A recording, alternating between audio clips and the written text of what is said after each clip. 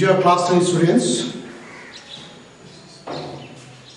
now I have come again with the new chapter now, that is chapter number 4, alright, that is absorption by roots, okay, absorption by roots, the processes involved, alright, absorption by roots. So, by the topic only what we are going to understand is that the very important function performed by the roots. Alright? The function of root is not only to fix the plant to the soil, but the main function of the root is to absorb the water and minerals also. Okay? Until and unless water and minerals are absorbed by the roots and conducted to the upper region, that is to the shoot system of the plant, many of the processes cannot be carried out. Okay, in fact, the plants cannot survive. All right. So, other than fixing the plant to the soil, roots mainly perform the another function, that is absorption of water and minerals. Okay, absorption of water and minerals. Okay, and how do the roots absorb water and minerals? All right. So for that, there are number of processes involved. Okay, so that processes also will be discussed in this particular chapter. Okay, once again, I would like to request you all to please keep your book open, that is chapter number 4. Alright? Okay, coming to the point. So roots not only fix the plant to the soil, but in the meantime, roots also absorb water and minerals from the soil and conduct it to the upper regions. Okay? That's another important function of roots. So today we will discuss that particular function of the roots. Okay? Okay, first we'll see the need of water and minerals. Why do they need water and minerals? Why do the plants need water and minerals?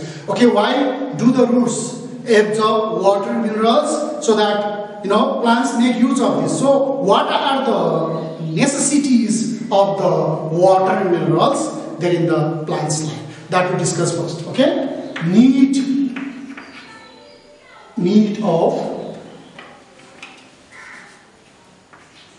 of water and minerals. Water and minerals. Alright? So that photosynthesis. Okay? Then transpiration.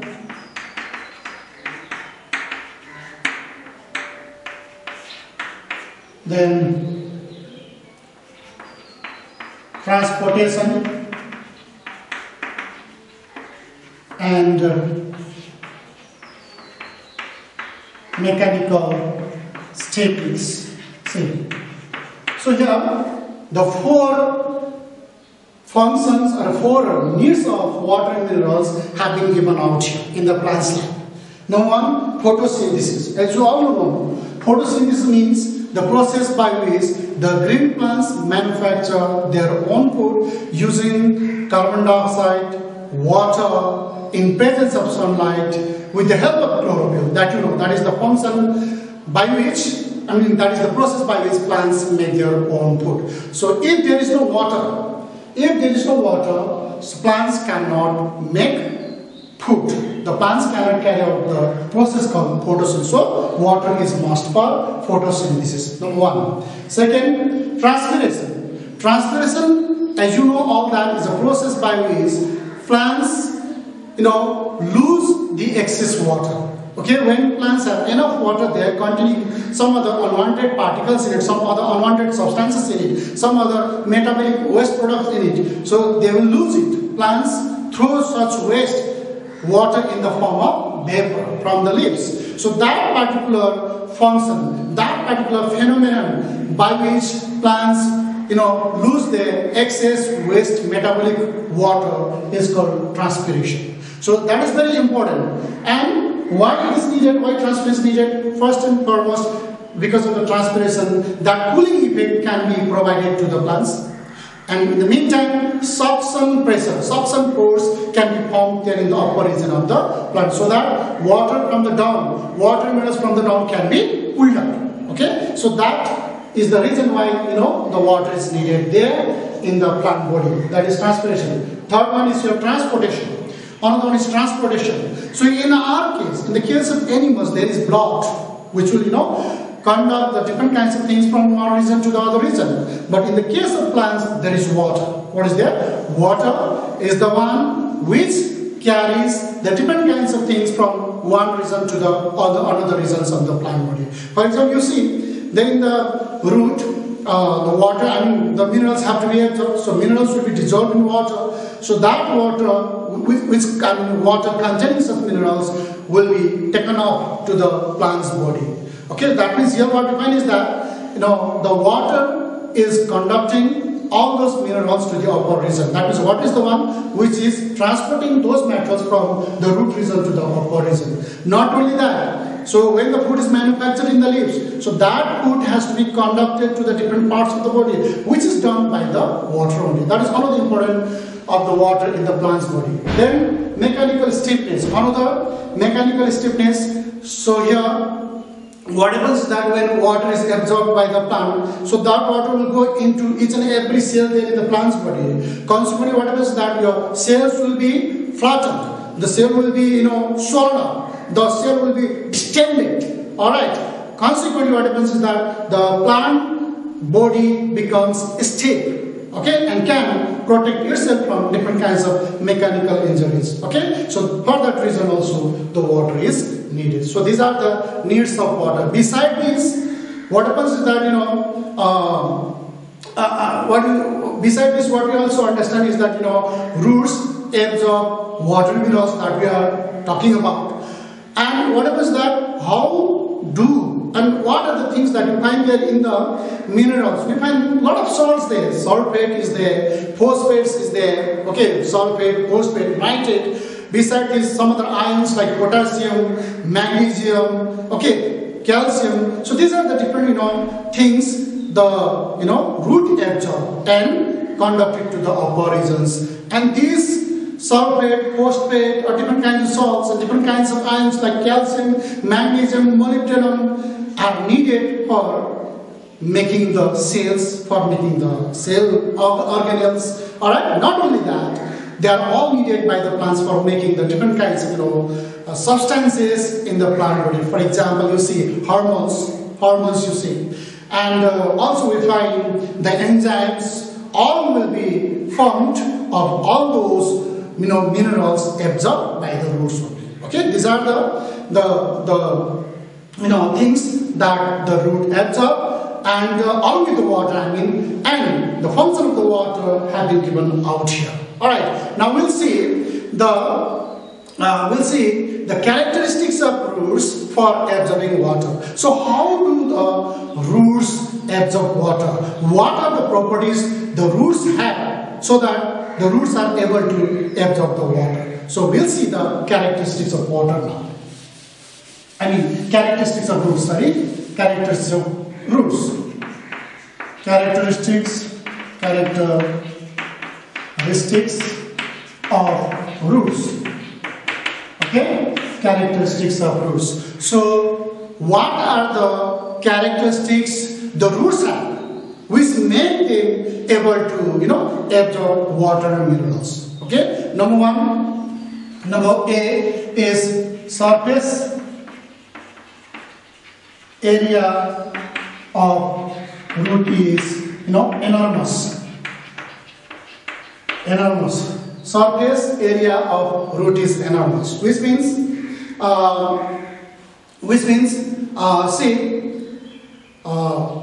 whatever kind of plant you see. Okay, there was a scientist called S.J. Dittmar. Okay, S.J. Dittmar, botanist S.J. Dittmar. who examined a 4-year-old rye plant.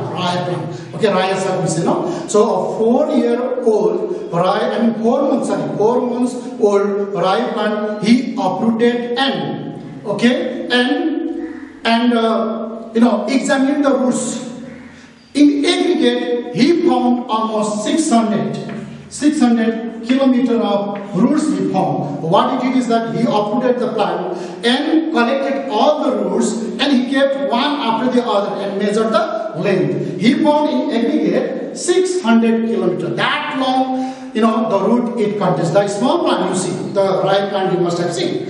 So if you see the other big plants, for how long the roots it contains, the longer the root it has, the more the absorption of water will be there, the more the surface area is there. Alright, so that is also one of the important characteristics of the roots, to absorb the water abundantly. Okay, we can see here, suppose this is the root. Okay, the main root. Okay, the main root, primary root, secondary roots and all. On the top of that, there you find the hair-like roots there on the top. Uncountable, infinite number of root hairs are here. Infinite numbers of root hairs are here. Okay, if you all group them together, aggregate their length, so that long it contains. That means the more the surface area there, the better or the larger the absorption of water will be there. The more the surface area of the root, the larger the absorption of water and minerals will be there. That is one of the important characteristics of this one. See now, okay? Then second, we have root hairs. Root hairs contain cell sac of higher concentration than that of surrounding water. Okay. Another characteristic of roots is root hairs contain cell sac of higher concentration than that of surrounding water. Here cell sac, you want to know what cell sac is. Cell sac is a solution. Cell sac is a solution formed of water plus minerals. Water plus minerals make a solution which is called cell sac. So root hairs contain cell sac which is of higher concentration than that of the surrounding water. Which means, I'll tell you, just see here. I'll just tell you. See here. Suppose, see here.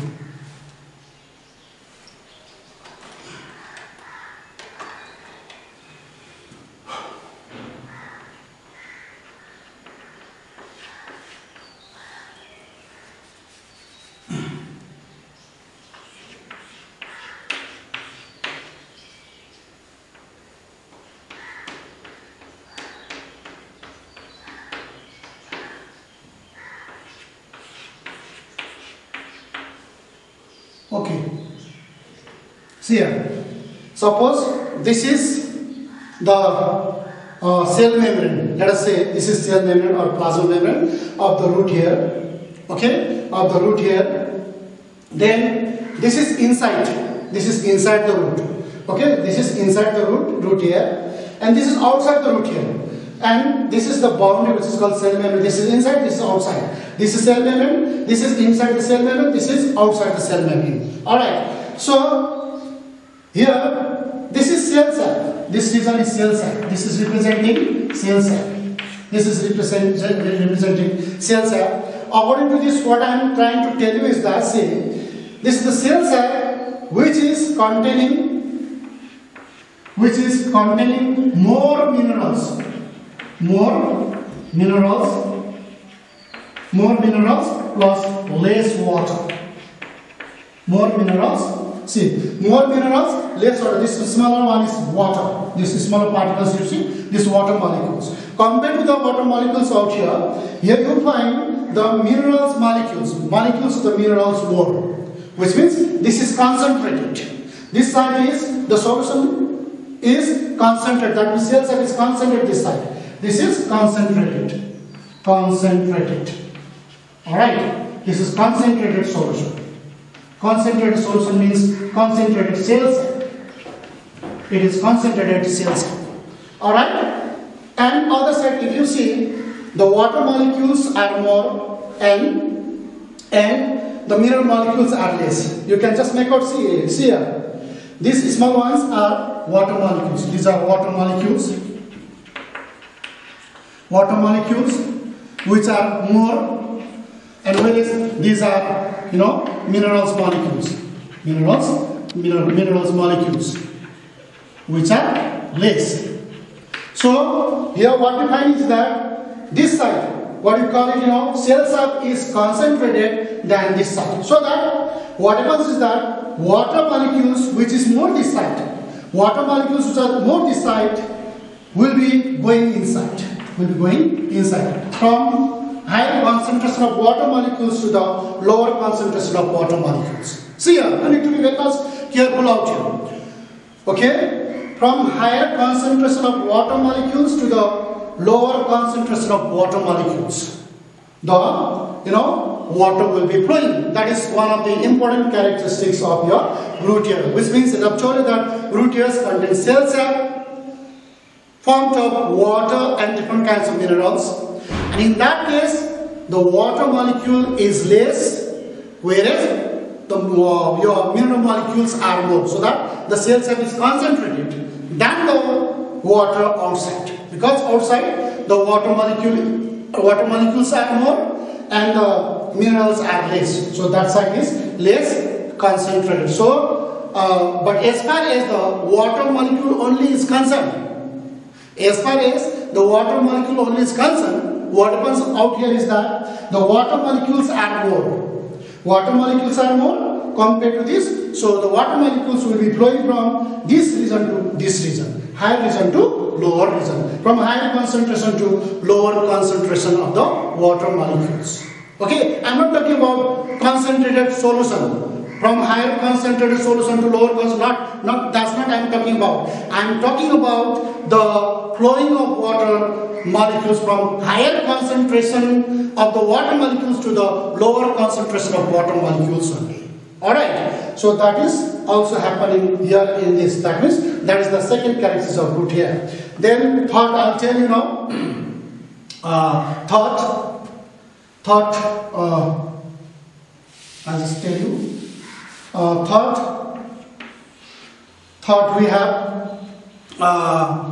we have thought root hairs have thin wall. Root hairs have thin wall. Root hairs have thin walls. See, root hairs usually are made up of unicellular cell, or they are usually unicellular, are enclosed by two thin walls. They are cell wall, thin cell wall, and second one is your cell membrane. Thin cell membrane. See here. Cell wall and thin cell membrane are the ones that enclose the root hair. Both are thin. So cell wall will freely allow the water molecules to go inside. Okay, it will freely allow the water molecules to go inside. Okay, or whatever it is there, not only water molecules, but whatever the things are there, whether it is water molecules or mineral molecules, are freely allowed to go through the cell wall.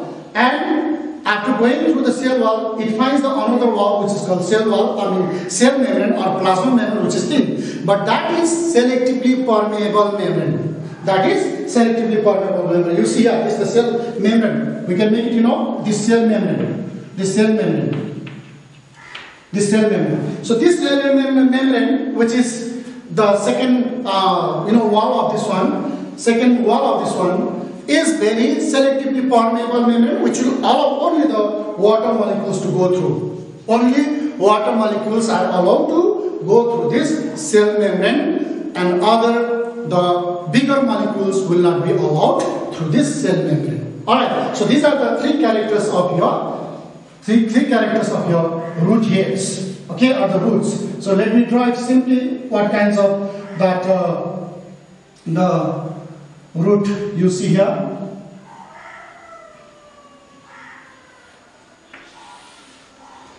Alright,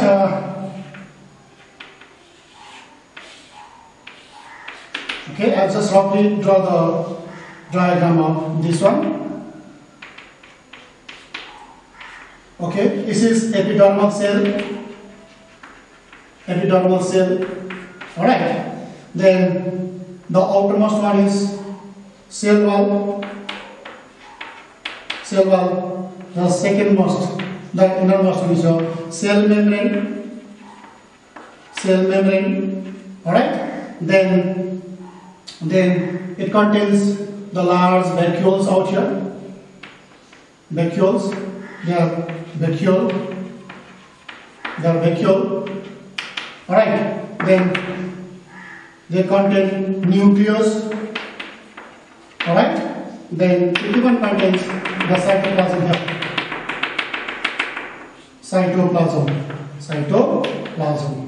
Alright. So this is the fully grown root hair. And these are the growing, which are young root hair. See. So this is the magnified root hair. Is very small, very tiny in fact, which cannot be even seen. But it is magnified one. This is the root hair. See, which contains cell wall, outermost one, which is pretty permeable membrane, thin pretty permeable membrane, okay, made up of cellulose. Then comes your cell membrane, inner one, which is selective to permeable membrane, which will allow the water molecules only to go through it like this, okay. And you even find the big vacuole out here, which is filled with cells. I was telling about cells before. This vacuole is fully containing the cell sap out here. See, it contains cell sap. You are in the vacuole. What is there? Cell sap is there. Cell sap, and this cell sap is, concentrated solution. All right. So these are the three characteristics of the root to make it able to absorb the water and minerals. All right. These are the three important, characteristics the roots have to make it able to absorb the water and minerals. All right. Now we'll go to next portion of this chapter.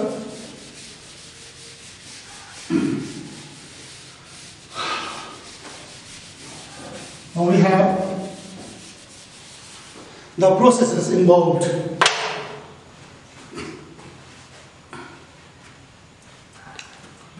Now, absorption and conduction of water and minerals. Okay? Absorption and conduction of water and minerals. So how do the roots absorb and conduct them to the upward direction? Alright, so it's not that there is a single process by which all these things happen, but there are 5 processes involved. Okay, there are 5 processes involved for the absorption and conduction of water, okay, and minerals. They are imbibition, okay, imbibition. Then they have got diffusion, then osmosis, then they have active transport,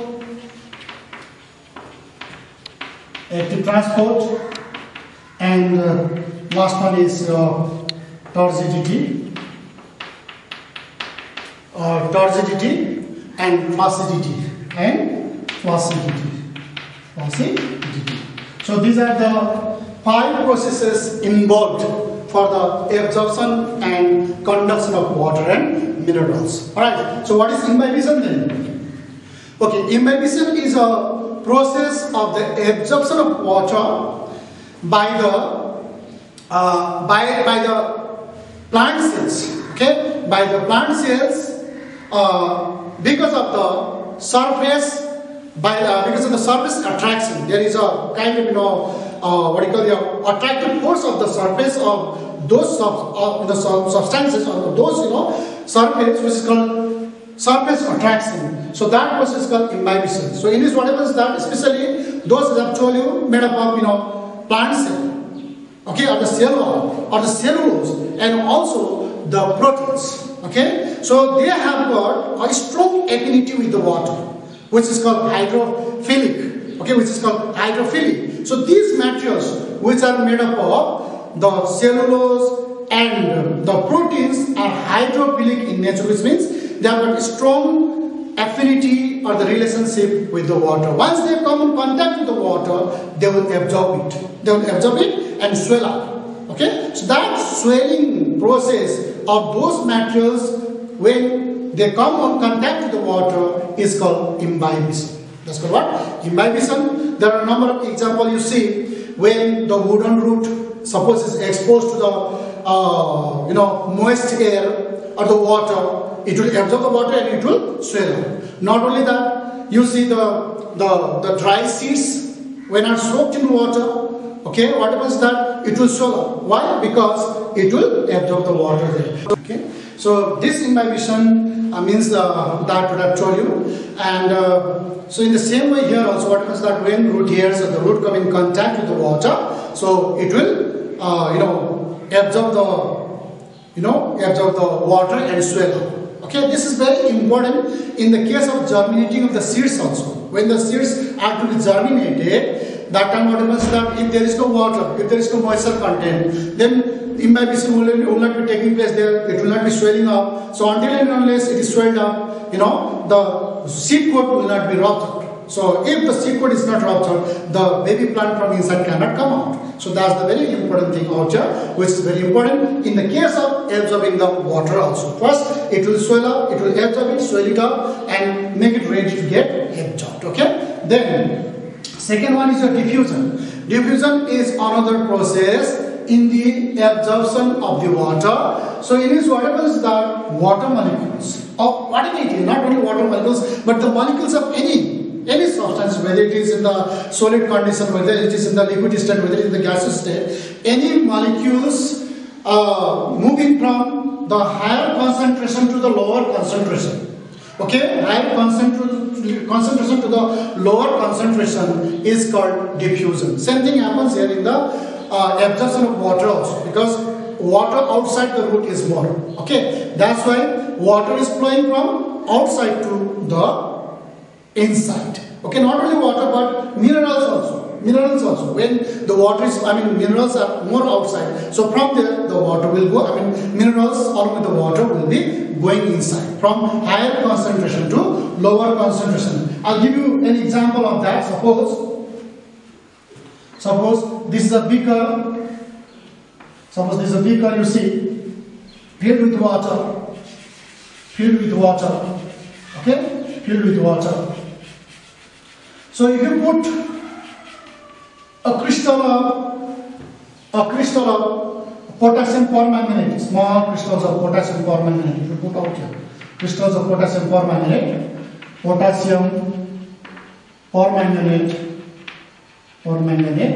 if you put it here, then what will happen is that slowly it will start diffusing. It will be going from here to here, so like that.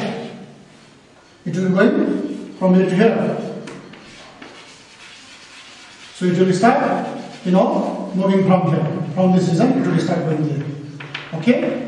Then it will continue.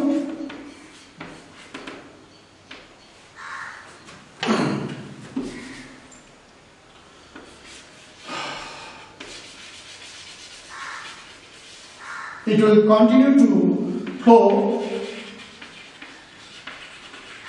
till it gets dissolved completely into it. So if you want to make the diffusion process faster, you can study it also once you start. So it will dissolve them, or they will diffuse into the empty regions fast. So that way we can see. So this process is called diffusion, moving from higher concentration of this to the lower concentration. So higher concentration means here you see only this thing is concerned. Only this thing. It's not that I'm involving this water also, but only as far as this is concerned, this is concentrated than this side. So it will move from here to other regions, and finally it will go and diffuse into the entire regions where there is the empty place.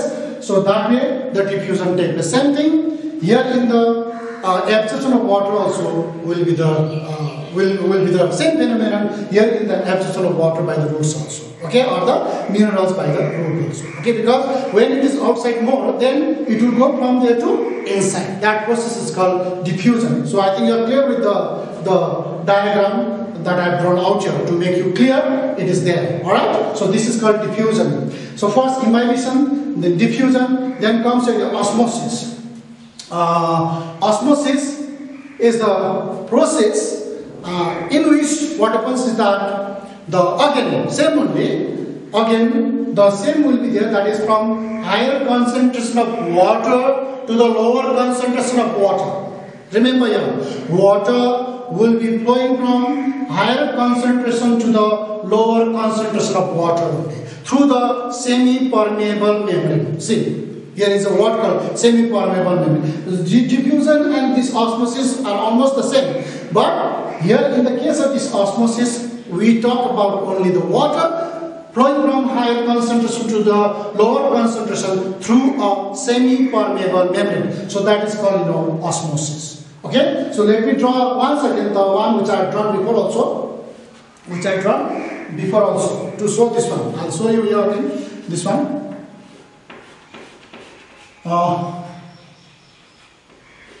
The same which I have drawn before also. Okay, suppose this is the cell membrane. This is cell membrane. Okay, cell membrane, and these are water molecules. Okay, less water molecules, and these are more minerals. Okay, so this is minerals, and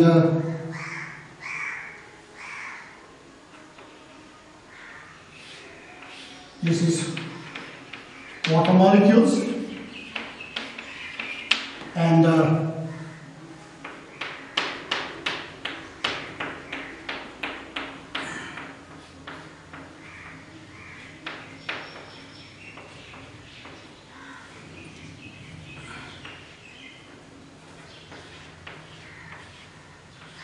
okay, see same thing here. So here, to make you understand the process called osmosis, I have drawn this. So what this diagram says is that this, the middle one which I have drawn out here, which is also there in the book, is your cell membrane, also called plasma membrane, which is selectively permeable membrane actually. Okay, selectively permeable membrane, which will select the things only, allow the things to go inside. Selectively permeable membrane. See, so with regard to this osmosis, what happens is that the molecules of water move from higher concentration to lower concentration through this semi-permeable membrane. That is called, your osmosis here. These small ones which I have drawn out here, both sides I have drawn. So this is inside the cell, or inside the cell membrane, where the water molecules are less. Water molecules here. Okay. Here the water molecules are less, and here minerals are more.